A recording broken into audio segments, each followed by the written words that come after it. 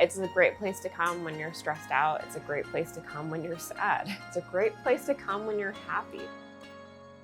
My name's Christina Ha, and I'm the co-founder of Meow Parlor. I opened my bakery, Macaron Parlour, in 2010 with my husband. We started at a 6-foot table right down the street here at the Hester Street Fair. About 2 years later, we got married and we opened our first storefront. And one day on the way home, we found a cat.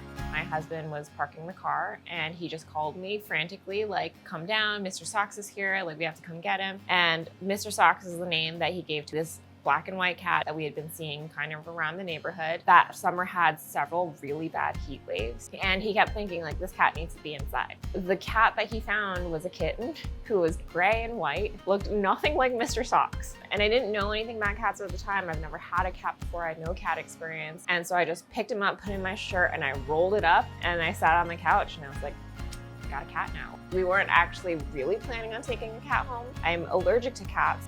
We took him to the vet. He got an $8 discount for being a good boy. And I was like, oh my God, like, I'm his mother now. And we kept the name Mr. Socks. Emily Legrand, who is my partner at Meow Parlor, was a pastry cook at the time at Macaron Parlour. So she was the person who was really guiding me through how to be a new cat owner. She understood every time I got excited about how shiny he is, or, you know, he did a thing, and she was extremely supportive. And Emily's from France. So at that time, France was about to open their first cat cafe, and she was gonna go back home and she wanted to go check it out. And I just got so mad. How dare Paris be ahead of New York in terms of opening something like this? I told my husband, I was like, we have a cafe, I'm gonna open a cat cafe. And he was like, that's a terrible idea. Just to spite him, I wrote like a 12 or 13 page business plan. And I was like, I'm not saying that it'll make us rich, but I am saying it'll pay for itself and we'll help all these cats. And I was like, you know what? I'm gonna call the Department of Health. And I was like, I'm not saying that I want cats in here. I'm saying, how separate does it have to be? And she was like, oh, you're not crazy, which was really the turning point. And then Emily just came to me and she was like, are you serious about the cat cafe thing? And I was like, 100%. And she goes, let's do it together. So we opened it really fast, and I was like determined to be the first one. We actually didn't know anything about adoptions. We had originally started by partnering with another rescue group. As the people who were caring for these cats as they were getting adopted and meeting the adopters, we wanted to have more agency in the process. In February 2018, we just struck out on our own and set up our own nonprofit, and we just kept going with it. I think the last year that we worked with other rescue, we had done maybe like 55 adoptions. And then our first year on our own, we did about 130. Ultimately, we wanted to be able to source the cats ourselves. We wanted to be involved in their care. We wanted to know everything about them. And that means now we source our cats from shelters, other rescues. We have a really unique space, and so we bring in a lot of cats. And from the moment they come in, we take responsibility for their medical care, for feeding. We send them to foster homes first, and then we bring them in until they're ready for adoption. And then we get to kind of track them beyond. Of all the things we've done, that's the thing I think we're the most proud of.